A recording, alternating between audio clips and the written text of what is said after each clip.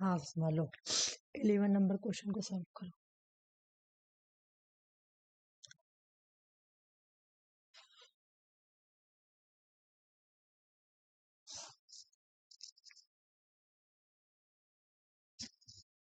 धार commission. हाँ बिल्कुल, धार commission का ही दूसरा नाम है तुम्हारा लिंग्विस्टिक हेलो। प्रोविंसेस। हाँ नहीं हाँ, आवाज आ बोलो रही है। ऑप्शन 1। हाँ ठीक, आवाज में प्रॉब्लम हो रही क्या? हाँ अब देखो तो क्लियर आ रही है। हेलो। हाँ। हाँ ठीक। मॉर्निंग में ना बहुत नेटवर्क प्रॉब्लम होता। एक मिनट रुको तो। हाँ एक सेकंड रुक जाओ, मैं कुछ ठीक करती हूँ। हाँ ठीक। बोल रहा है कि हाँ ये बात तुम सही बोले, ठीक है, धार कमीशन सही है। ये वाला बताओ, फिर नीचे जाके समझाते हैं। Which of the following amendment override the Golaknath case decide 1967?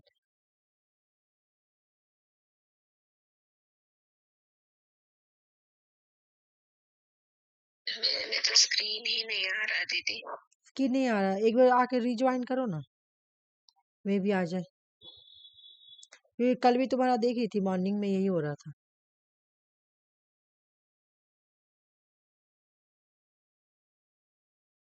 एक बार करो और नहीं आएगा तो फिर मैं रिज्वाइन करूंगी।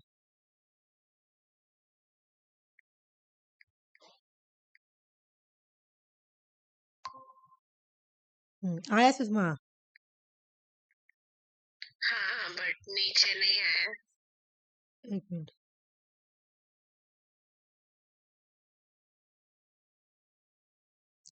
मैं देख रही हूँ। हुआ?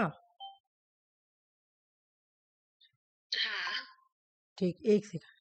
हाँ आरसी आ गई, चलो देखो तो आरसी तुम्हारे में आ रहा है, स्क्रीन नहीं आएगा तो फिर मैं चेंज कर दूंगी। हाँ। हाँ सुषमा, मुझे लग रहा है तुम्हारे तरह से प्रॉब्लम है।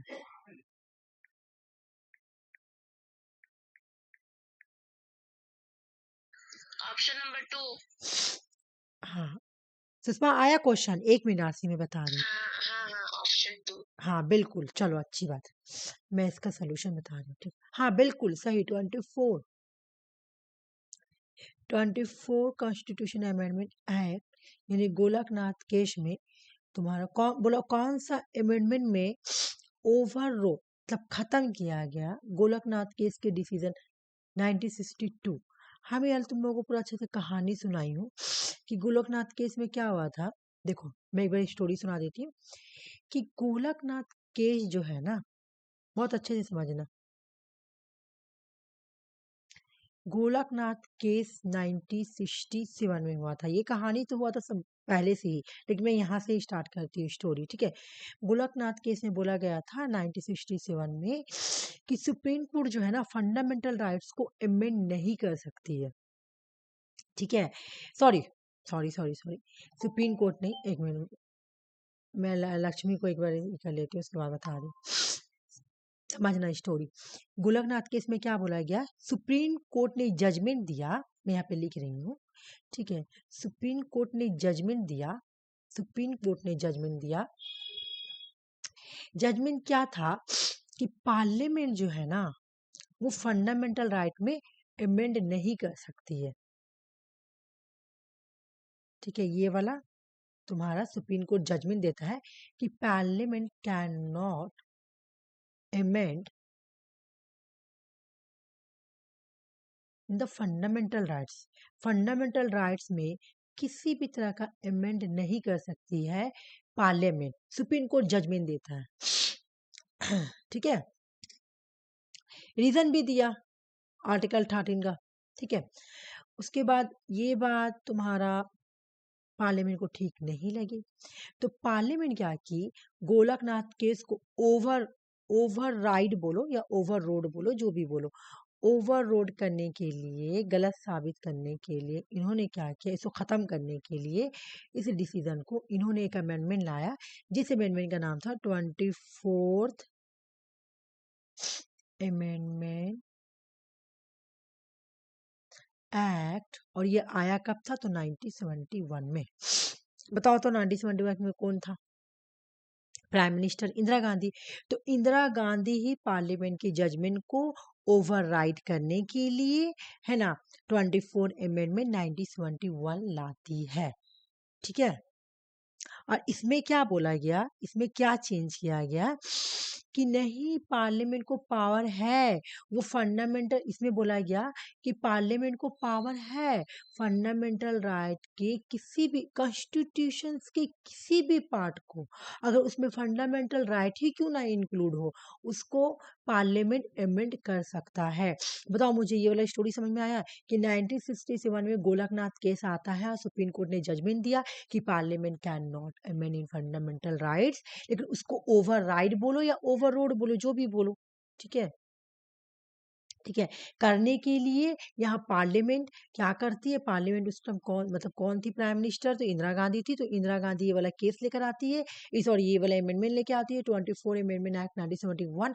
इसमें बोलती है कि है पार्लियामेंट को पावर है, वो कॉन्स्टिट्यूशन के किसी भी पार्ट को अमेंड कर सकती है, चाहे उसमें फंडामेंटल राइट से क्यों ना इंक्लूड हो। समझ में आ गया ये वाला क्वेश्चन? आया कि नहीं? बताओ, किसी को है प्रॉब्लम? एनीवन? मेरी आवाज आ रही है? नहीं ना, चलो ठीक है। अच्छा, धार वाला भी देख लो। बोला कि जो धार, दो क्वेश्चन था ना, तो दोनों क्वेश्चन का एक्सप्लेनेशन। धार कमीशन जो है ये 1948 में आया था। ठीक है। ये क्यों आया था? इसका दूसरा नाम है लिंग्विस्टिक्स प्रोविंसेस कमीशन, और इसके चेयरमैन इसके धार थे। ठीक है। और ये 1948 में आई थी। इसमें इस बात को एग्जामिन करने के लिए लाया गया था, क्या हम लैंग्वेज के बेस पर, क्या लैंग्विस्टिक के बेस पर, क्या हम स्टेट को रीऑर्गेनाइजेशन कर सकते हैं? मतलब स्टेट को, हमको स्टेट को स्टैब्लिश करना है, तो क्या हम लैंग्वेज के बेस पर स्टेट को रीऑर्गेनाइज कर सकते हैं? तो धार कमीशन बोलता है बिल्कुल भी नहीं। The reorganisation of state linguistic land, बोलते हैं बिल्कुल भी नहीं। एडमिनिस्ट्रेटिव कन्वीनियंस के हिसाब से आप स्टेट का रीऑर्गेनाइजेशन कर सकते हैं, लेकिन आप लिंग्विस्टिक के बेस पर आप स्टेट का रीऑर्गेनाइजेशन ना करें तो ठीक है। अकॉर्डिंग टू मानू विच of the following is not the foundation of diplomacy and state craft? बहुत इजी है, जल्दी से आंसर बता दो।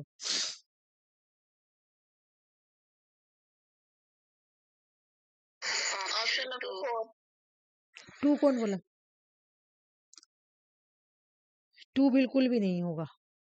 हम 4 बोले हैं। कॉन्टैक्ट, हाँ, कॉन्ट्रैक्ट। कॉन्ट्रैक्ट नहीं होगा। कॉन्ट्रैक्ट, सोशल कॉन्ट्रैक्ट के बारे में कौन बोलता है? रूशो, मैकियावेली, तुम सुनी?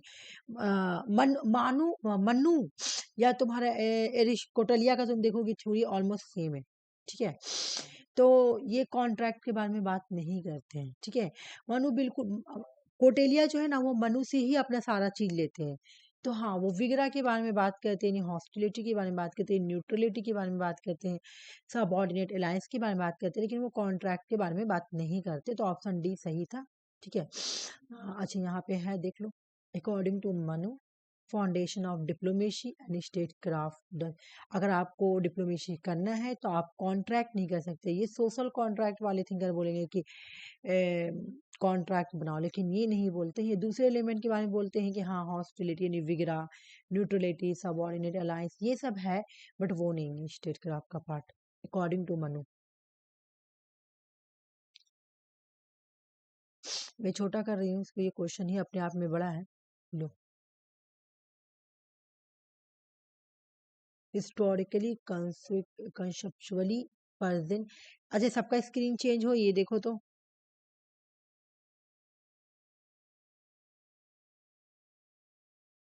Hello. Option number 3। Option number 3। अच्छा, अंजलि, ये अंजलि, सुषमा और लक्ष्मी बोलो। लक्ष्मी और सुषमा, मेरी आवाज सुन रही हो तुम लोग? ऑप्शन 3। और सुषमा, तुम्हारा स्क्रीन आया कि प्रॉब्लम दे रहा है इंटरनेट? हाँ, स्क्रीन है। ठीक है, आंसर बताओ। लक्ष्मी का, राशि का आ गया। ऑप्शन 3। बिल्कुल 3। ठीक है, बिल्कुल सही बोली, मैं बता रही हूँ जो। मतलब सिविल सोसाइटी का कॉन्सेप्ट कहाँ से आना स्टार्ट हुआ है? ठीक है। बोला civil society is one of the among many sphere of the large society along with the family economic and politics. बोला जब से तुम्हारा सोसाइटी बनना स्टार्ट हुआ है ना, जब से सोसाइटी बनना स्टार्ट हुआ है, और जो बड़े बड़े सोसाइटी होते हैं उसी टाइम जहाँ पे फैमिली बन रहा है, इकोनॉमिक और पॉलिटिक्स, वहीं से ही तुम्हारा सिविल सोसाइटी आना स्टार्ट हो गया है। ठीक है। उसके बाद बोल रहा है कि it can be understood as a collective entity. बोले जहाँ पर हम लोग कलेक्टिव इंटिटी देखेंगे, स्प्रिंग फ्रॉम द सोसाइटी, एक ऐसा सोसाइटी जो बिल्कुल एक स्प्रिंग टाइप का बना हुआ है ना, एक ये कलेक्टिव वे में रह रहा, तो वो भी हो गया तुम्हारा सिविल सोसाइटी। तो ये भी ए नंबर, सी नंबर और ए नंबर। उसके बाद हम लोग देखेंगे कि ये the first articulations of the conceptual to, मतलब 17-18 सेंचुरी में तुम्हारा यूरोप में देखने को मिला था। उसके बाद तुम्हारा बी हो जाएगा, जॉन लॉक ने भी बोला था, और उसके बाद डी हो जाएगा 19 सेंचुरी में कार्ल मार्क्स और हेगेल। ठीक है, तो सही है वो वाला, ये वाला करो,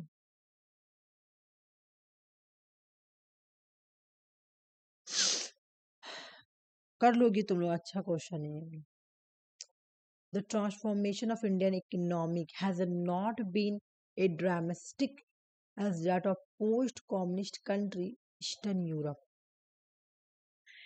India has a produced growth rate as high as those of China in 2010. मतलब यहाँ पे एक तरह क्वेश्चन बोला, ऑप्शन टू को 3 नंबर ऑप्शन होगा। अच्छा लक्ष्मी बोली, आरसी का सुषमा का आया, लक्ष्मी तुम बोलो ही, लक्ष्मी मेरी आवाज सुन रही हो तुम?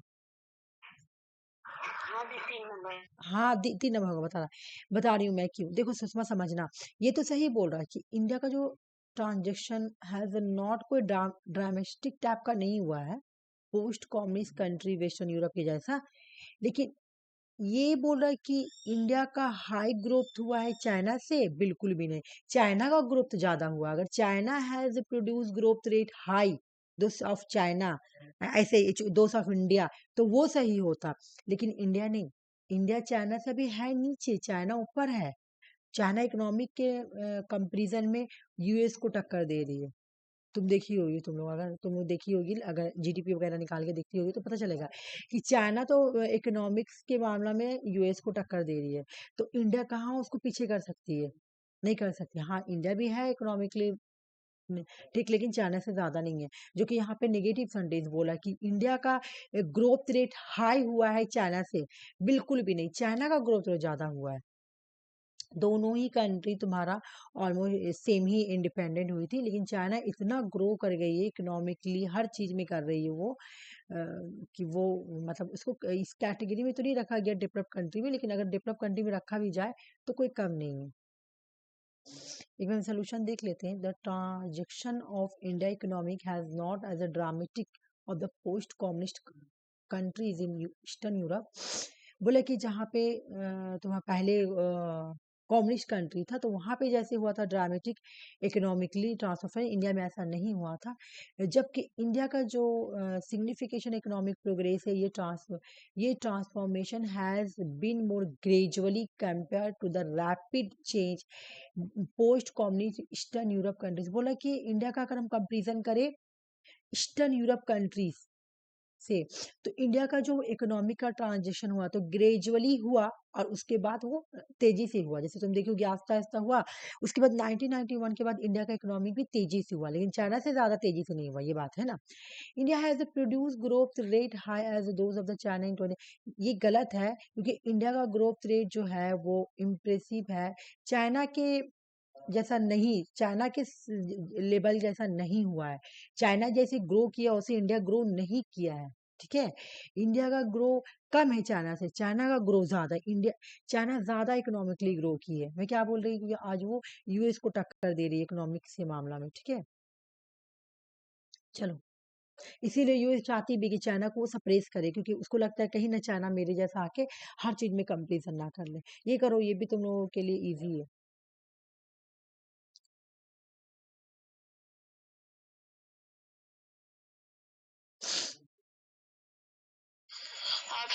4 ठीक है, बोलने दो लक्ष्मी को और सुषमा को, तुम्हें बता रही हूँ।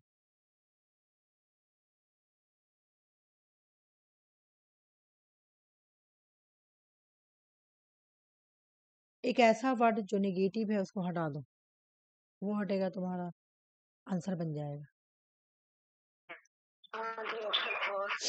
ठीक है, हाँ बिल्कुल, देखो ना क्या बोला कि अकाउंटेबिलिटी सिर्फ डेवलप कंट्रीज होगा, कहा इंडिया में नहीं है अकाउंटेबिलिटी। यहाँ पे देखो, accountability can be found only institutions and process of the develop countries. Accountability सिर्फ डेवलप कंट्रीज में ही होगा, इंडिया में तो है, इंडिया तो डेवलपिंग कंट्री है। ये तो सी गलत हो गया, जब सी गलत होगा तो मेरा आंसर डी बन जाएगा। ठीक है,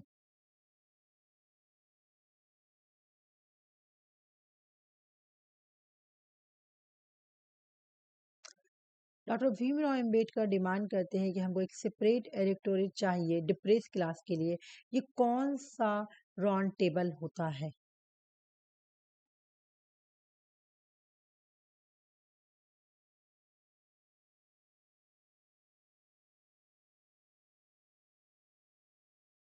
फर्स्ट राउंड टेबल। ऑप्शन 3 बोली लक्ष्मी और आरसी बोली ये, बोलो सुषमा तुम।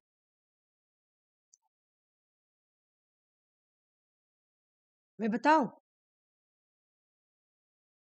मैं बता रही हूँ, ठीक है, सेकंड होगा। सेकंड राउंड टेबल कॉन्फ्रेंस में डॉक्टर भीमराव अम्बेडकर डिमांड करते हैं कि सप्रेस को मुझे मुझे जो डिप्रेस क्लासेस है ना उनके लिए एक अलग से सेपरेट इलेक्टोरेट चाहिए, वो डिमांड करते हैं सेकंड राउंड टेबल कॉन्फ्रेंस में। तो आंसर बी होगा। सेकंड याद कर लेना, फोर्थ तो नहीं होगा, फोर्थ तीन ही राउंड तो हुआ था, first second and third round, fourth नहीं था। देखो ये पास इंटरवेंशन किस टुक प्लेस कहाँ, अच्छा ये तुम्हारा ये बोल रहा, रुक जाओ, इंटरवेंशन तुम्हारा इसका कब कब इंटरवेंशन किया गया था, यूएन का। ठीक है, क्वेश्चन बहुत ही ये करके दिया है। ऑप्शन नंबर 4 बोल रही है आरसी, तुम लोग बोलो। हमको नहीं पता है अच्छा, इसका। मैं तुम लोगों को आयर में ये क्लास कराई थी, लेकिन हाँ ऑप्शन 4 सही बोलिए। मैं इसको अभी क्वेश्चंस को रख रही हूँ, नीचे इसका एक्सप्लेनेशन है, थोड़ा नीचे चला गया है, आने दो, उसके बाद में वो वाला एक्सप्लेनेशन भी कराऊंगी। ठीक है, वैसे ऑप्शन 4 सही है, मैं एक बार दिखा देती हूँ तुम लोगों को, याद कराती हूँ। इराक में इंटरवेंशन कब किया गया था, तो 1991 में। और ये याद कर लो, कम से कम तुम लोग ऐसे देखो, बहुत सारा इंटरवेंशन है। ठीक है, मतलब यूएन पीस कीपिंग का जो इंटरवेंशन होता है ना, उतना कैसे तुम लोग याद करोगे, तो याद तो नहीं कर पाओगे उतना सारा।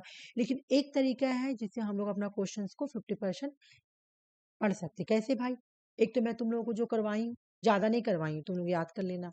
दूसरा कि जो प्रीवियस ईयर क्वेश्चन आ रहा है तो वो याद कर लो। ठीक है, जैसे यहाँ पे इराक में कब यूएन पीस कीपिंग किया था, इंटरवेंशन किया था, तो 1991 में।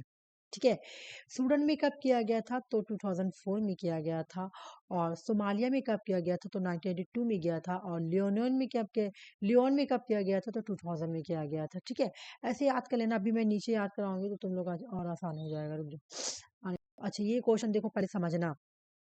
क्वेश्चन क्या बोला कि कौन पहले वाइस प्रेसिडेंट था फिर बाद में प्रेसिडेंट बना, इसमें से ये क्वेश्चन पूछ रहा। ठीक है, पहले कौन प्रेसिडेंट था फिर वाइस प्रेसिडेंट बना।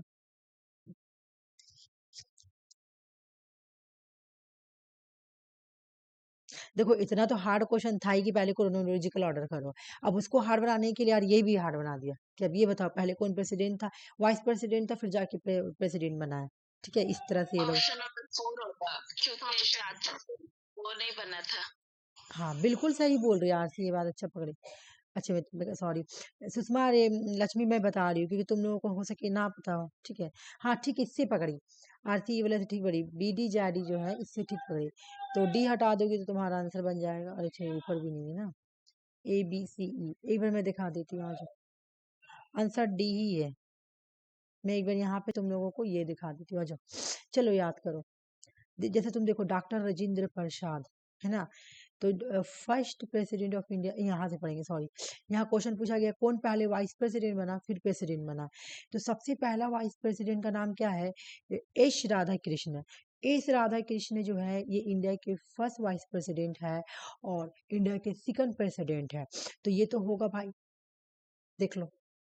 वाइस प्रेसिडेंट बनने के बाद फिर प्रेसिडेंट बने, हो गया। जाकिर हुसैन है ना, इंडिया के सेकंड वाइस प्रेसिडेंट है और इंडिया के थर्ड प्रेसिडेंट है।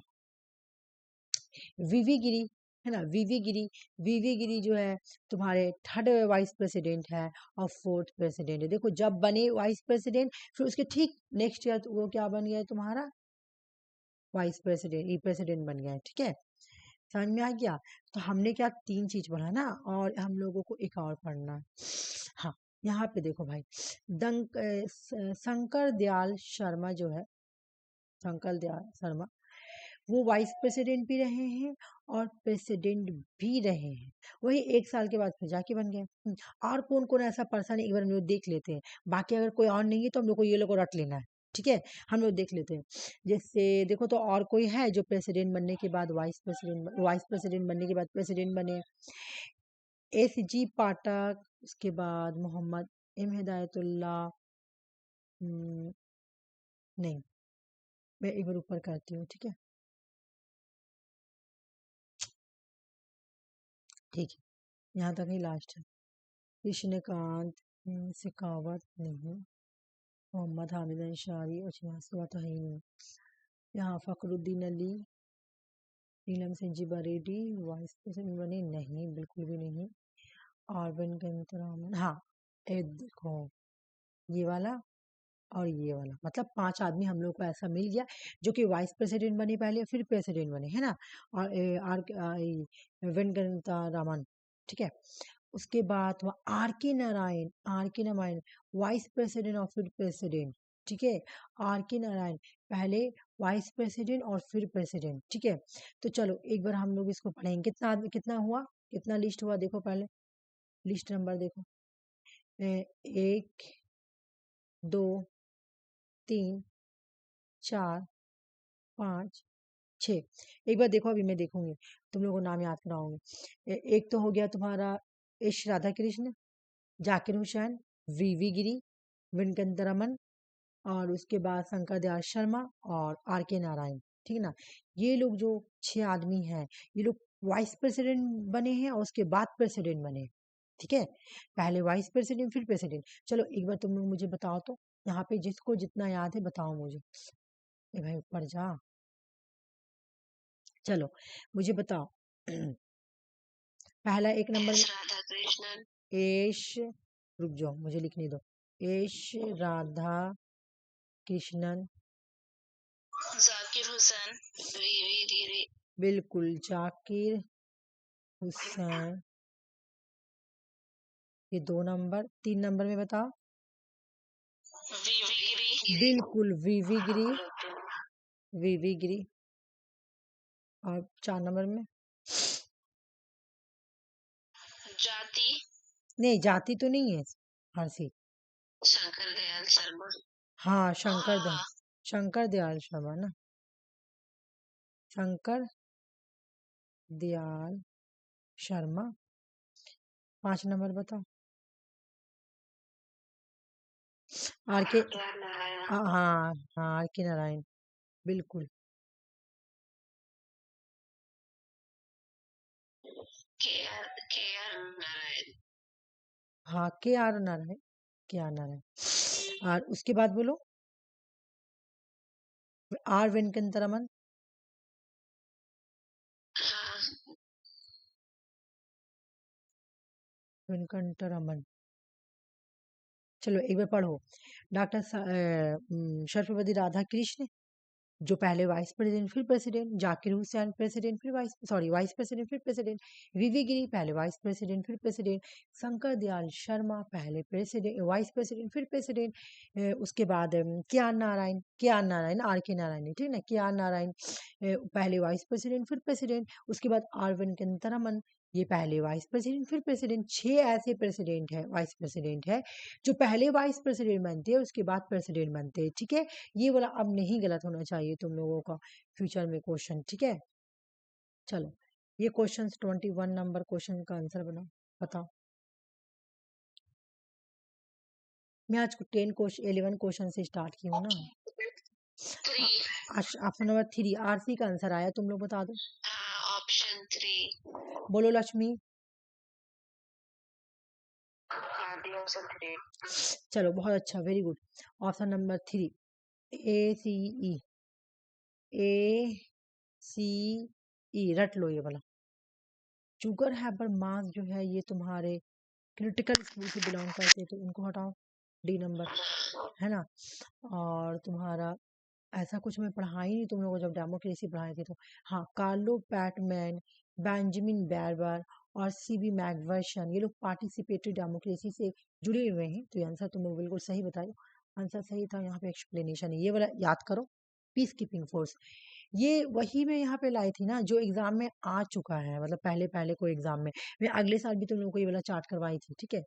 देखो भाई बोला कि इंडिया नहीं sorry United Nations UN peace keeping peace keeping mission का बस क्या होता है, जैसे वार हो गया खत्म, जैसे अभी अगर मान ली इसराइल में तुम्हारा इसराइल और फिलिस्तीन में तुम्हारा क्या सीज फायर हुआ, तो जो जो पूरा इफेक्टेड हो जाता है, जैसे फिलिस्तीन पूरा इफेक्टेड हो गया, तो हो सके वहां यूएन भेजे अपने पीस कीपिंग, बहुत बार भेजी है। इसराइल और फिलिस्तीन का लड़ाई तो नया नहीं एक बार हुआ था, तो इस तरह तो नहीं हुआ था डिस्ट्रॉय, लेकिन इससे बहुत सारा डिस्ट्रॉय हो गया था, तो यूएन ने अपना पीस कीपिंग फोर्स को भेजा था और बहुत अच्छा कर दिया था। क्यों भेजता है वहां पे? पीस बनाने के लिए भेजता है, ठीक है। तो बोला कि उसी तरह इजिप्ट में तुम्हारा पीस कीपिंग फोर्स कब गया था, तो 1956 में गया था। और लिबनान में कब गया था, तो 1950, लिबनान है ना, लेबनान नहीं है, लिबनान। लिबनान में कब गया था, 1958 में यूएन पीस कीपिंग फोर्स गया था। उसके बाद 1960 में ये एंड का डेट दिया हो तो एंड मत याद करो, लेकिन स्टार्टिंग की कब गया था, 1956 में इजिप्ट में, 1958 में तुम्हारा लेबनान में, और 1960 में तुम्हारा गया था रिपब्लिक ऑफ कांगो। ये क्वेश्चन आया हुआ है, रिपब्लिक ऑफ कांगो में गया था, ठीक है। उसके बाद हाँ, देख लो 1964 सप्रेस में गया हुआ था, ऑन गोइंग मतलब मैं ये अगले साल का है। अगले साल में अगले साल नहीं सॉरी, जब मैं अगला बार तुम लोग को प्रिपरेशन करा रही थी तो ये वाला तुम्हारा चार्ट था। तो सप्रेस में 1964 में याद रखो यूएन पीस कीपिंग फोर्स गया था। अरे ये क्वेश्चन बार बार आ रहा, बार बार आ रहा है। उसके बाद तुम्हारा अगर तुम देखोगी तो कुवैत में कब गया था, कुवैत में देख कुवैत इराक बॉर्डर गल्फ वार जो हो रहा, मतलब कुवैत में और इराक में तुम्हारा 1991 में, अभी ये क्वेश्चन आया हुआ भी था कि इराक में कब गया था यूएन पीस कीपिंग फोर्स, तो 1991 में गया, 2003 में वहां से वो निकल कर आ गया, ठीक है। आज अब तो एक तुम्हारा क्वेश्चन ये भी पूछ रहा है, मतलब ये दे रहा है, उसके बाद बोला कि पीस कीपिंग फोर्स से मैच करो, लेकिन ये अभी हम लोग ने याद करेंगे, पहले ये याद करो। 1991 में गया था कुवैत इराक में जो वार हो रहा था, तो वहां पे गया था। 1992 में गया था तुम्हारा सोमालिया में, ठीक है। 1992 है सोमालिया में, जब पीडीएफ दूंगी तो ये वाला रहेगा, तो तुम लोग पढ़ लेना एक बार। 2004 में तुम्हारा गया था हातिम। अच्छा मैं ये बार बार बोल रही कि वही लाई हूँ जो एग्जाम में आया हुआ है, सारा मैं मतलब देखी हूँ पहले कौन कौन आया और उसी को मैं लाई हूँ मोस्टली। 2004 में हयाती में ये भी क्वेश्चन आया हुआ है, कोयल में हयाती में गया था। 2004 में ब्रोंडी में गया था, ठीक ना, ये नहीं आया हुआ है, ये नहीं आया हुआ है, लेकिन हयाती जो है वो आया हुआ है। 2005 में सूडान में ये भी आया हुआ है, सूडान में गया था यूएन पीस कीपिंग फोर्स। 2017 में फिर एक बार हयाती में गया, हाथी में 2 बार गया, ठीक है। अगर कुछ ना तो थोड़ा बहुत तुम लोग करके याद कर लेना, और क्या।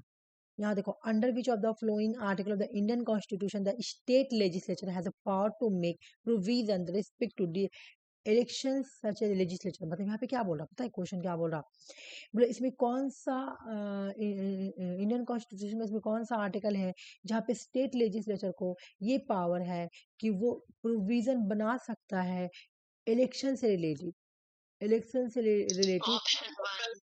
Option one, option number 3 option one central के लिए Sushma, election commission of India, अच्छा ठीक है। इसका मैं एक्सप्लेनेशन लाई हूँ, एक बार दिखा देती तुम लोग। हाँ आरसी तुम्हारा आंसर सही था, अच्छा लक्ष्मी बोली नहीं था ना, ठीक है, सॉरी मैं देखी नहीं, मैं जल्दी से वही कर दी। फिर भी मुझे नहीं लगा तुम लोग को ये पता होगा, इसलिए मैं बता दिया। देखो आर्टिकल 324 इसे रट लेना हाँ इसको, जी, पता नहीं था। है ना, इसीलिए यार मैं जो नहीं पता तो इसलिए मैं इसको ज्यादा जल्दी से बढ़ा दे रही हूँ, ठीक है। बोल रहे क्या, देखो यहाँ पे आर्टिकल 328 में है पावर ऑफ लेजिस्लेचर। अब मैं इसको इसलिए हाईलाइट क्योंकि देखो भाई ये इंपॉर्टेंट हो गया तुम्हारे लिए, ठीक है। तुम लोग देखी होगी नेट क्या करता है, क्वेश्चंस को रिपीट कर रहा है, खास करके जो आर्टिकल वगैरह दे रहा है या फिर तुम्हारा इस टाइप का क्वेश्चन जो ऑर्गेनाइजेशन, तो उनको फिर से रिपीट कर रहा है। तो हम लोग का रिस्पॉन्सिबिलिटी बनता है कि जो रिपीट वाला क्वेश्चन उसको ज्यादा अच्छे से पढ़े, और भी पढ़े बट रिपीट वाले भी पढ़े, ठीक है। आ जाओ, बोला आर्टिकल 328 में बोला गया है कि स्टेट लेजिस्लेचर को पावर है कि वो प्रोविजन बना सकता है इलेक्शन सच टू लेजिस्लेचर, जैसे लेजिस्लेचर अपने इलेक्शन के लिए अपना उसका इलेक्शन हो रहा, ठीक है ना, तो वो अपने इलेक्शन से रिलेटेड अगर कोई प्रोविजन बनाना चाहता है तो वो बना सकता है, और ये पावर दिया गया आर्टिकल 328 में, ठीक है। आर्टिकल 324 ये सुपरटेंडेंस डायरेक्शन कंट्रोल ऑफ इलेक्शन करता है कौन, election commission of India. Election commission of India जब इलेक्शन होता है तो वो सिर्फ अटेंडेंस करता है, डायरेक्शन देता है, इलेक्शन को कंट्रोल करता है, ये आर्टिकल 324। और आर्टिकल 326 में बोला गया है कि election to the house of the people यानी लोकसभा और legislative assembly specifically election shall be on the basis of adult surface, adult surface के बेस पर जो इलेक्शन होता है, ठीक है ना, उससे रिलेटिव अगर कोई डील करना होगा, है ना, तो यहाँ पे लोकसभा और लेजिस्लेटिव असेंबली दोनों को पावर दिया गया है कि आप उसको डील कर सकते हैं आर्टिकल 326 में, ठीक है ना। मतलब कि राइट टू वोट, मतलब अडल्ट फ्रेंचाइज का मतलब क्या है, right to vote. Right to vote से रिलेटिव अगर आपको कुछ करना है, चाहे लोकसभा को चाहे स्टेट लेजिस्लेटिव असेंबली को, तो वो कर सकता है आर्टिकल 324। लेकिन अगर कोई प्रोविजन बनाना है स्टेट लेजिस्लेचर को तो वो आर्टिकल 328 का यूज करेगी। लेकिन अगर राइट टू वोट से रिलेटिव कुछ बनाना है, उसको डील करना है ना, अडल्ट फ्रेंचाइज से रिलेटिव कुछ करना है, तो उसके लिए आर्टिकल 324 लोकसभा भी यूज कर सकती है और स्टेट लेजिस्लेटिव असेंबली भी यूज करती है। आर्टिकल 350 इमरजेंसी को प्रोक्लेमेशन, है ना, अगर इमरजेंसी को अनाउंसमेंट करना है, बोला कि स्टेट लेजिस्लेटिव एक minute, deal with the proclamation in the case of the national emergency and under related to the state legislative.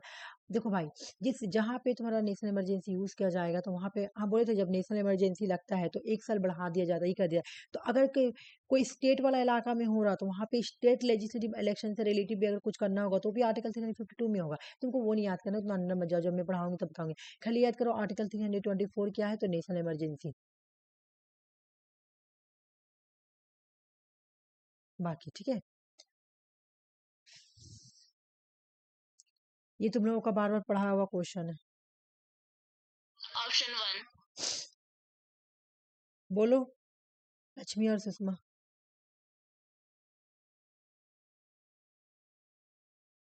हाँ, ऑप्शन 1। लक्ष्मी बोलो, मे भी इन लोगों को याद हो क्योंकि हाँ जी, वो हाँ, हाँ बिल्कुल। चलो एक बार रिवीजन करते हैं। एक नंबर में कौन है WTO का, किसी को याद है तो मुझे बताओ। शुटरलैंड। पीटर सुटरलैंड, बिल्कुल पीटर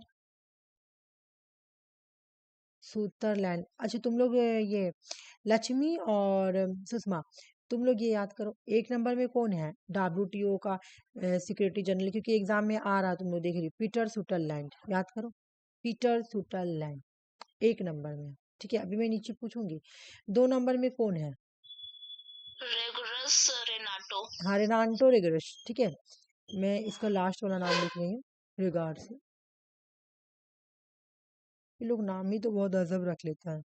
रिगारो, ठीक है ना, रेंटो रिगारो, खाली रिगारो याद करो। पीटर सुटरलैंड और रिगारो, और बोलो।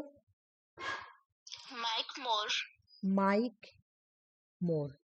अब जब माइक मोर हुआ तो माइक मोर तो मेरे पहले यहाँ पे आ गया, ये और ये तो ये और ये कट गया, ठीक है। उसके बाद ज्यादा नहीं, ये तो ये तुम लोग को याद करने में हाँ बोलो बोलो। सुपर चाय। सुपर चाय, और इसका पूरा नाम होगा सुपर चाय तो स्टार्टिंग का है, पूरा नाम होगा पानीज पकड़ी। पानीज पकड़ी अजब सा नाम है, ठीक है। पानीत पानीत पनिच्चा पकड़ी, ऐसे अनिच्छा पकड़ी ऐसे करके याद कर लेना, ठीक है।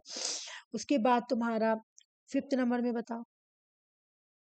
Pascal Lamy. हाँ, Pascal Lamy, P Lammy.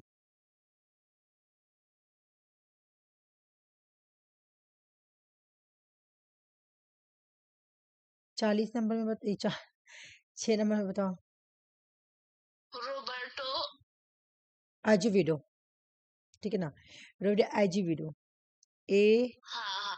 Z ई, और तुम्हारा वीडियो विडो विडो एजिविडो। और जो तुम्हारा लास्ट वाला है बता दो। नगोजी आई वाला। निगोजी आई वाला, अच्छा ये लेडी, ठीक है।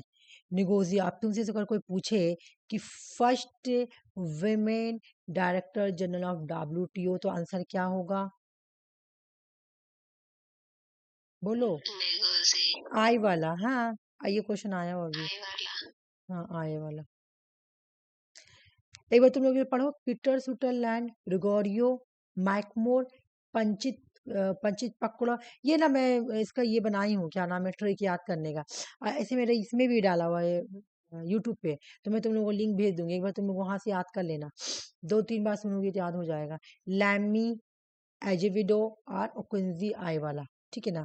तो भाई देख लो, सी हो जाएगा पहला। हाँ, पहला ए, सॉरी ए हो जाएगा पहले। उसके बाद तुम्हारा ये हो जाएगा, ये वाला है ना। फिर हो जाएगा बी, हो जाएगा पास्कल लैमी, और डी हो जाएगा रॉबर्ट एजिडविडो, ठीक है। 7 है, याद कर लो, क्योंकि बार बार घुमा फिर आगे ये क्वेश्चन बार बार पूछ रहा है एग्जाम में। अच्छा देखो यहाँ पर है भी, ठीक ना, फर्स्ट विमेन में मैं लिख दी हूँ, ठीक है। चलो ये वाला तो तुम लोगों को क्वेश्चन अभी किया हुआ रिसेंट में ही। वेपन ऑफ मास डिस्ट्रक्शन के अंदर कौन सा है, क्या बोल रहा है, choose the correct statement choose करने के लिए बोल रहा है।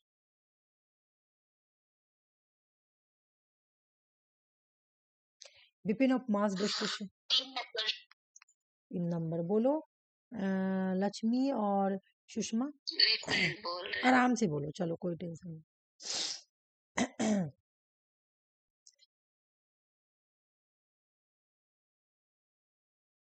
हाँ, ऑप्शन 3। लक्ष्मी बोलो कि मैं बोलूं? अगर ये क्वेश्चन तुम लोग नहीं की तो यानी तुम लोग रिवीजन नहीं कर रही हो, क्योंकि मैं तुम लोगों को आयर करा रही थी और फिर उसके बाद इंडियन फॉरेन पॉलिसी भी कराई हूँ, तो ये क्वेश्चन कराई हूँ मैं, 2 बार ये क्वेश्चन करवाई हूँ। और इस ये गलत होने का मैं रीजन भी तुम लोग से पूछी थी कि ये क्यों हुआ। Chemical weapon convention inter into force कब आया था, बताओ तो मुझे। और मैं इस, हाँ, 1992। तुम लोग मुझे ये वाला हाँ। हाँ, मैं बोली भी थी, तो ए और सी तो सही है। वेपन ऑफ मास डिस्ट्रक्शन एक एटॉमिक एक्सप्लोसिव वेपन है। Biological weapon are not include weapon of mass destruction, जबकि मैं तुम लोगों को वेपन ऑफ मास डिस्ट्रक्शन पढ़ाई थी तो उसमें बोली थी कि चाहे बायोलॉजिकल एग्जाम्पल भी दी थी कि पहले जमाने में जब वार होता था जैसे मैं तुम लोगों को कोविड का भी एग्जाम्पल दी थी। अगर तुम लोग कोविड के बारे में देखोगी जाके, अगर तुम इंटरनेट में आर्टिकल पढ़ोगी, तो बहुत सारा आर्टिकल कोविड पे लिखा गया है कि ये चाइना का एक वेपन है, कोविड, वो भी बायोलॉजिकल वेपन है, ठीक है। और तुम लोग अगर तुम देखोगे कि फ्यूचर में, पास्ट में, हिस्ट्री में का बायोलॉजिकल वेपन यूज हुआ, बहुत भयानक तरीके से यूज हुआ है। जैसे पहले जमाने का राजा लोग क्या करता था कि जब 2 कंट्री के बीच में लड़ाई हो रहा था, तो एक व्हाइट कलर का चूहा आता था, जो कि वो चूहा बीमारी फैलाता था। तो वो लोग क्या करते थे कि दूसरे कंट्री में क्या करते थे, चूहा को छोड़ देते थे, ठीक है, कि ऐसे वो राजा जो हम लोग से लड़ाई कर रहा है वो अपनी बीमारी में ही उलझा हुआ रहे और वो विक पड़ जाए, फिर उस पर हम हमला करें और वो कंट्री ले ले, ठीक है। तो इस तरह से वो लोग बायोलॉजिकली वेपन को भी यूज करते थे। तो यही बात चाइना को भी बोला गया था कि चाइना ने जानबूझकर कोविड को फैलाया था, क्योंकि कोविड सिर्फ उसका एक ही सिटी में आया था, अभी जहाँ पे उसका रिसर्च सेंटर है, ठीक है। और उसका सिर्फ एक ही से जहाँ से उसका क्रिएशन हुआ, वहीं पे सिर्फ एक स्टेट में ही हुआ, और उसके बाद पूरा दुनिया में फैल गया। तो ये चाइना का एक बायोलॉजिकल वेपन है, बोला गया है। ये अगर नहीं रोका जाता कोविड को, तो वेपन ऑफ मास डिस्ट्रक्शन होता, और ऐसे भी डिस्ट्रक्शन तो बहुत हुआ है, ऐसा बात नहीं है। तो यहाँ बोला कि नॉट इंक्लूड है विपिन, जबकि मैं बोली हूँ कि चाहे न्यूक्लियर हो चाहे बायोलॉजिकल हो, ये सारा ही वेपन ऑफ मास डिस्ट्रक्शन है। वेपन ऑफ मास डिस्ट्रक्शन क्या बोलते हैं कि जिसका डिस्ट्रक्शन बहुत बड़ा हो। कोविड का भी डिस्ट्रक्शन देखिए तो पूरा वर्ल्ड में देखने को मिला था, है ना। तो ये सी नंबर क्या बोला कि केमिकल वेपन ऑफ कन्वेंशन, हाँ ये भी आएगा तुम्हारा वेपन ऑफ मास डिस्ट्रक्शन के अंदर। तो ये 24 भी सही है, ए और सी सही होगा। और इसका जो है यहाँ पे डेट गलत दिया हुआ, ये तुम लोग आज देखो मेरी बात सुनो, ठीक है, तुम लोग याद नहीं किए कोई प्रॉब्लम नहीं है। अभी क्लास खत्म होने के बाद तुम लोग, मैं ये इंडियन फॉरेन पॉलिसी में ये टॉपिक करवाई हूँ, और क्वेश्चंस में आयन में भी करवाई हूँ, और यहाँ क्या नाम है तुम्हारा इंडियन फॉरेन पॉलिसी में और आयन में भी कराई हूँ। तो तुम लोग ना इंडियन फॉरेन पॉलिसी का नोट्स या मेरा वीडियो जाके एक बार ये वाला देखो, वेपन ऑफ मास डिस्ट्रक्शन वाला देखो क्या, या फिर तुम लोग ये देखो और उसके बाद जाके तुम लोग, मैं जो तुम लोगों को ये WTO का ये जनरल डायरेक्टर जनरल, ये दोनों याद करो। देखो क्या होता है कि अपना ना एक आदत बना लो। आदत क्या है, देखो अगर तुम किसी चीज का आंसर नहीं दे पा रही हो ना, तो तुम जाके उसी वक्त उस चीज को पढ़ो। पता है ये आदत बहुत अच्छा है। तुम उसी टाइम पढ़ोगी ना तो उससे तुम्हारा नॉलेज इंक्रीज होगा। तुम जाके अपने से अभी तो मैं बता दी, ठीक है ना, तुम्हारा नॉलेज इंक्रीज हुआ। लेकिन तुमको ये गिल्ट होना चाहिए कि पहले ये दीदी पढ़ाई है या मैम जो भी है ना, पढ़ाई तो मैं कैसे भूल गई हूँ। ये गिल्ट लेके तुम जाके एक बार पढ़ो कि जल्दी से मैं पढ़ लेता हूँ, अगर अगला बार से मुझे याद होना चाहिए। तो उस तरह का आदत तुम्हारा रहेगा तो तुम सीखोगे और बढ़ोगे।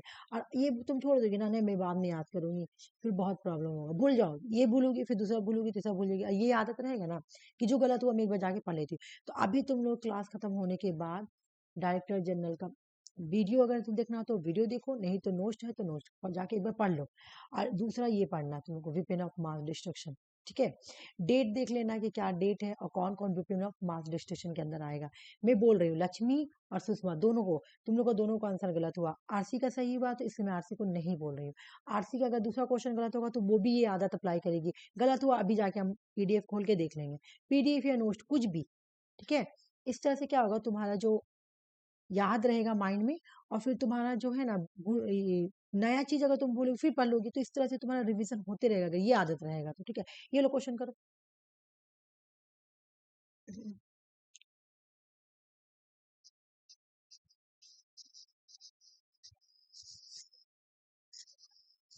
Option to.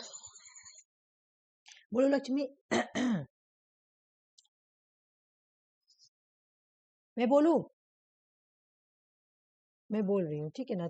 लक्ष्मी ये क्वेश्चन सॉल्व नहीं की होगी मेरे ख्याल, या की भी होगी तो माइंड में नहीं होगा। चलो मैं बता रही हूँ, ठीक है। हाँ ऑप्शन टू सही है। सबसे पहले तुम्हारा अगर यहाँ पे देखोगी तो क्या आ जाएगा, स्टीम इन मैशनरी मतलब इंडस्ट्री। सबसे पहले तुम्हारा इंडस्ट्री आया, ठीक है।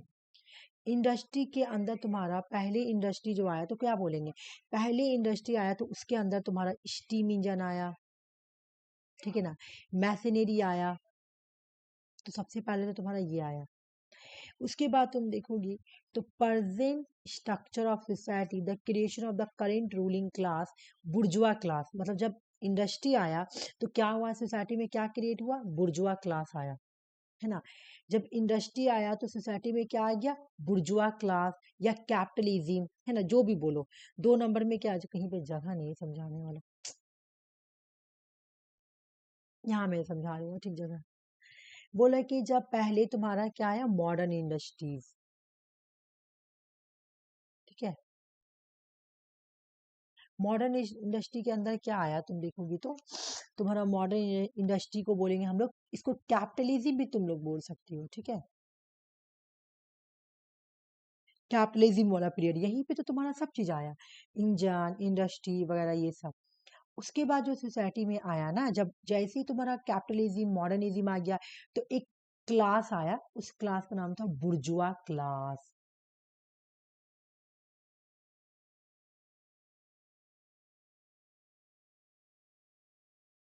ठीक है। बुर्जुआ क्लास, बुर्जुआ क्लास। तो ये 1 नंबर और ये 2 नंबर, ठीक है। 3 नंबर में तुम्हारा क्या हुआ, अब बुर्जुआ के बाद बोलो तो कौन आएगा, जब कैपिटलिज्म आया तो सोसाइटी 2 पार्ट में बटा, ठीक है, रिच एंड पुअर। एक क्लास था बुर्जुआ यानी तुम्हारा कैपिटलिज्म क्लास बोलो, या तुम्हारा क्या बोला था, ऑनर बोलो, है ना, मालिक बोलो, जो भी बोलो। और दूसरा क्लास जो हुआ था सोसाइटी में, उसका नाम था वर्किंग क्लास। ठीक है, वर्किंग क्लास या प्रोलेटेरिएट भी बोल सकती हो तुम लोग। रिच एंड पुअर का गैप आया तो एक वर्कर बना यानी प्रोलेटेरिएट बना, और दूसरा क्या बना भाई, ये है ना। ठीक है, उसके बाद जब तुम्हारा आया तो फिर क्या इस्टेब्लिश किया गया, मैं बता रही हूँ फिर क्या इस्टेब्लिश किया गया। एक दो तीन चार होगा ना, हाँ। फिर सोशलिस्ट आया, देखी होगी, क्योंकि अब लड़ाई होगा दोनों के बीच में। जब दोनों के बीच में लड़ाई होगा तो सोशलिस्ट को इस्टेब्लिश किया जाएगा। मैं ठीक बोल रही हूँ ना, सोशलिस्ट को इस्टेब्लिश किया जाएगा। और जब सोशलिज्म सोशलिज्म आएगा तो कार्ल मार्क्स या लेनिन वगैरह क्या बोलते हैं कि सोशलिज्म क्या करेगा, सोशलिज्म में तो ये एक ट्रांजेक्शनल फेज होगा, है ना, ट्रांजेक्शनल फेज। यहाँ पे पावर को सिर्फ ट्रांजेक्शन किया जाएगा, और लास्ट में जो पीरियड आएगी वो कम्युनिज्म होगी, स्टेट लेड सोसाइटी, है ना। कम्युनिज्म, कम्युनिज्म क्या होगा भाई, ये क्लासलेस सोसाइटी, क्लासलेस होगी, स्टेटलेस होगी। यहाँ पे किसी भी तरह का तुम्हारा क्लास या स्टेट नहीं चलेगा, सोसाइटी लेस, है ना। जितने भी डिस्क्राइमिनेशन है सब खत्म हो जाएंगे, सिर्फ कम्युनिज्म या कम्युनिस्ट सोसाइटी होगी। ठीक है, ये कार्ल मार्क्स वाला कौन वाला, प्रिमिटिव कम्युनिज्म से तुम अगर तुम देखी होगी तो मैं बता दे रही हूँ। चलो अब देखो यहाँ पे क्या क्या बोल रहा हूँ। ई नंबर में क्या आ गया, ई नंबर में तुम्हारा मॉडर्न इंडस्ट्री पहले आया। डी में तुम्हारा बुर्जुआ आया, रूलिंग क्लास यानी करंट रूलिंग बुर्जुआ आ गया। उसके बाद सी में तुम्हारा कौन आ गया, जबकि सी में capitalist mode of production more transfer great majority population proletariat आया। ठीक है ना, कैपिटलिज्म के अगेंस्ट। ओके, उसके बाद तुम्हारा बोला था प्रोलेटेरिएट सीज, सीज मतलब वो लड़ाई, अब लड़ेगा वो, है ना, अब वो लड़ेगा, लड़के छीनेगा यहाँ पे, प्रोलेटेरिएट सीज पॉलिटिकल पावर, छीनेगा पावर को। ठीक है, फाइनली तुम्हारा कौन सा स्टेट आएगा, finally proletariat abolish itself, abolish all class, जितने भी डिस्टेंस थे उनको खत्म कर दिया जाएगा, अंटागोनिस्ट खत्म हो जाएंगे, स्टेट सोसाइटी सब खत्म हो जाएंगे, लास्ट में फाइनली बी आएगा। ठीक है, इसको जानती हो तुम लोग, इसको इस तरह से भी हम लोग याद, मतलब ये बता रही हूँ मैं किस तरह से, इस तरह से तुम लोग कार्ल मार्क्स का तो पहले क्या आता है, प्रिमिटिव कम्युनिज्म, सोसाइटी, पहले आएगा प्रिमिटिव कम्युनिज्म, और उसके बाद स्लेव, उसके बाद फ्यूडलिज्म, फ्यूडल, फ्यूडलिज्म, उसके बाद कैपिटलिज्म। ये कार्ल मार्क्स का हिस्टोरिकल मटेरियलिज्म है कि पहले सोसाइटी ऐसे ऐसे चेंज हुआ। कैपिटलिज्म, कैपिटलिज्म के बाद आएगा सोशलिज्म, हाँ, और सोशलिज्म के बाद आएगा, हाँ, लास्ट में आ जाएगा कम्युनिज्म। ठीक है, उसी इसी में से क्वेश्चन निकाला गया है। ठीक है, कि यहाँ से कि पहले कैपिटलिज्म में दो लोग आएंगे, एक होगा तुम्हारा बुर्जुआ और एक होगा प्रोलेटेरिएट। सोशलिज्म में जो होगा तुम्हारा, यहाँ पे लड़ाई किया जाएगा, है ना, पावर को सीज कर लिया जाएगा, और लास्ट में जितने भी डिस्ट्रक्शन है, जितने भी डिस्क्राइमिनेशन है, डिस्टेंस है, खत्म कर दिया जाएगा, और कम्युनिज्म में एक स्टेट लेड सोसाइटी को स्टैब्लिश कर दिया जाएगा। ठीक है, अब से ये क्वेश्चन को माइंड में रखना, अगर एक नहीं याद होगा तो एक बार रिविजन कर लेना। ठीक है, चलो क्वेश्चन नंबर 26 को सॉल्व करो।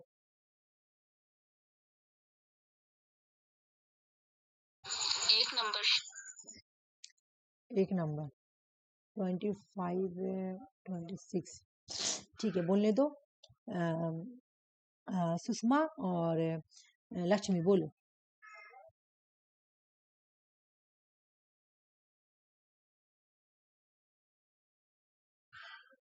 मैं बताऊं तुम लोगों को, हाँ ऑप्शन 1, अच्छा, लक्ष्मी बोलोगी, लक्ष्मी क्लास में हो तुम, ठीक है, मैं बोल रही हूँ, देखो, बोल रहा है कि ऑप्शन 1 बोली ना, क्या बोली, ऑप्शन 1, हाँ बिल्कुल सही है। चलो ये याद कर लो, ठीक है, हाँ ठीक है, कोई बात नहीं, याद कर लो, ए तुम रट लो इसको। 7 में क्या बोला गया, UN charter security council can take action maintain restore international peace and security. अगर इंटरनेशनल पीस एंड सिक्योरिटी को रिस्टोर करना, मेंटेन करना है, ठीक है, तो ये क्या बोली तुम लोग, ऑप्शन ए बोली ना, हाँ बिल्कुल सही है। बोला कि चैप्टर 7 में बोला गया है कि यूनाइटेड नेशन का जो सिक्योरिटी काउंसिल है वो एक्शन लेता है अगर पीस और सिक्योरिटी को स्टैब्लिश करना, इंटरनेशनल पीस एंड सिक्योरिटी को रिस्टोर करना है या मेंटेन करना है, अगर ये डिसीजन लेना है। यूएन पीस सिक्योरिटी लेती है, sorry United nation security council को ये डिसीजन लेना है कि उसको इंटरनेशनल पीस एंड सिक्योरिटी को क्या करना है, फिर से रिस्टोर करना है या मेंटेन करना है। तो ये कौन सा चैप्टर में लिखा गया है, तो चैप्टर 7 में लिखा गया है। ठीक है।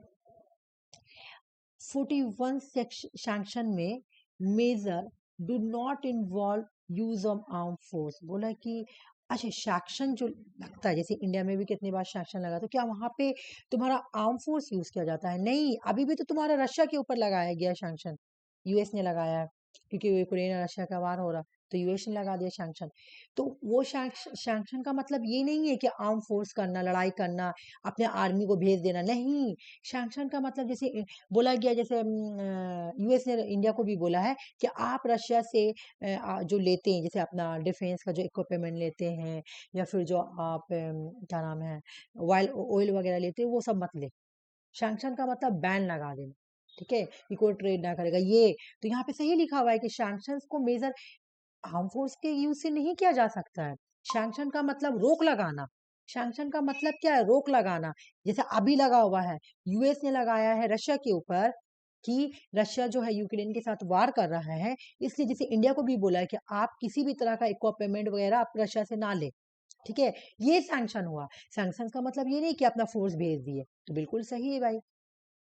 Sanction can be withdraw by the UN general assembly, क्या यूएन जनरल असेंबली इसको विड्रॉ करता है सैंक्शन को? गलत है। सुनो मेरी एक बात, मैं क्या बोली कि अमेरिका लगा, जैसे अमेरिका कितनी बार इंडिया के ऊपर सैंक्शन लगा चुका है, तो एक बार ये तो इसको होगा मेरे पास, ए बी सी आ जाओ, हाँ ठीक है। यहाँ पे देखो, ये दोनों तो समझा दी मैं। यहाँ देखो, sanction has been apply by the security council in various situation to support peaceful transaction, बोला कि पीसफुल ट्रांजेक्शन के सिचुएशन में सिक्योरिटी काउंसिल के जो, सिक्योरिटी काउंसिल में कितने कंट्री है बताओ, सिक्योरिटी काउंसिल में कितने मेंबर है? 5। तो बोला वो लोग सैंक्शन लगाती है, ये कोई नॉन कॉन्स्टिट्यूशनल चेंज या ये नहीं होता है। यहाँ पे एक तरह का सैंक्शन लगा दिया जाता है कि भाई आप ऐसे नहीं करेंगे तो हम ऐसे करेंगे, जैसे अभी रशिया के ऊपर लगा हुआ है।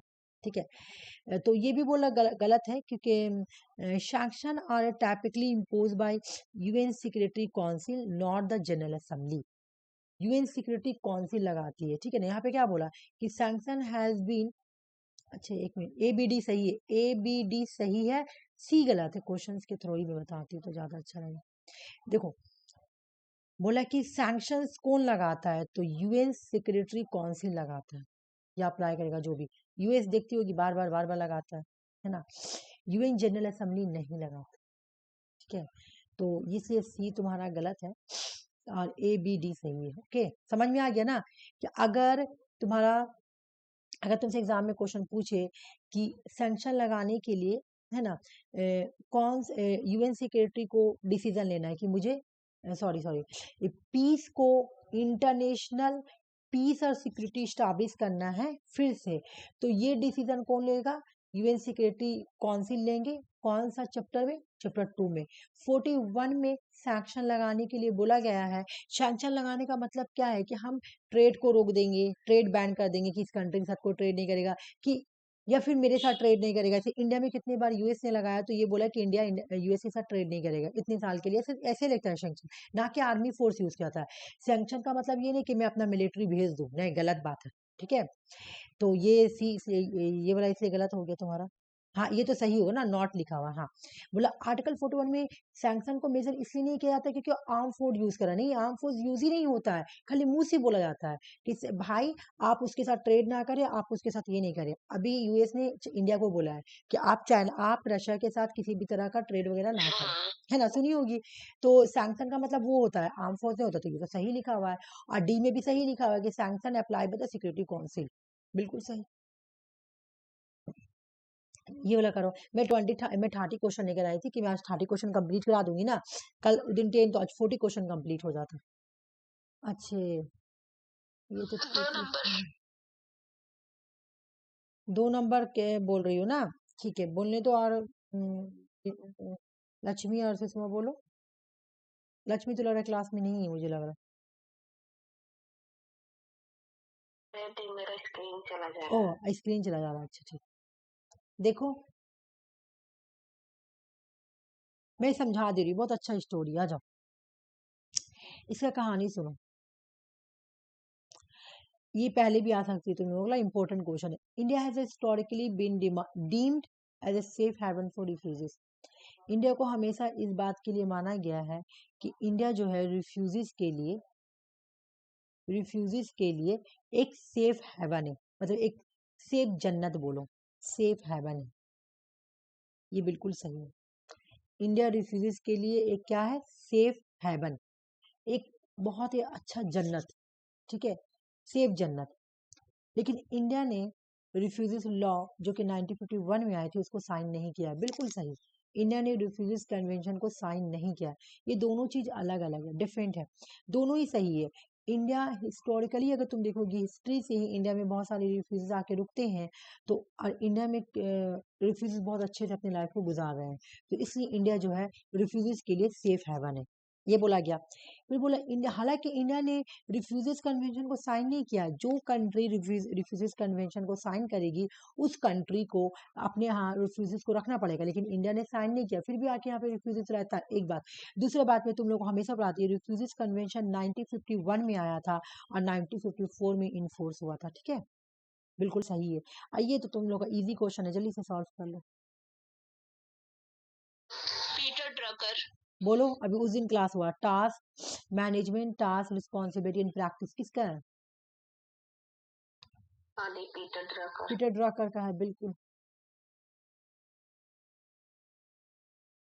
ये मैं नहीं करा रही हूँ क्योंकि अभी हाल में कराई ना। ये देखो ऑप्शन 1। इंटरेस्ट पावर को कौन डिफाइन करता है? Interest define as a power, बोलो। मॉर्गन था, इन टर्म ऑफ, हाँ बिल्कुल मॉर्गन था, है ना, बिल्कुल। चलो लास्ट क्वेश्चन करो। अच्छा ये होगा liberalism, communitarianism, liberal nationalism, multiculturalism. Option 4। ठीक है, लिबरलिज्म का डिफिनेशन क्या है बताओ तो? सभी लोगों को इक्वल सिटीजन, हाँ फ्री, तुम सुनी होगी कि जैसे लिबरलिज्म, इक्वल सिटीजन, हाँ बिल्कुल, एक से ही तो आंसर बन जाएगा। लिबरलिज्म जब फेमिनिज्म के साथ, सॉरी, जब लिबरल फेमिनिज्म, मैं यहाँ तुम्हें एक स्टोरी बता दी हूँ।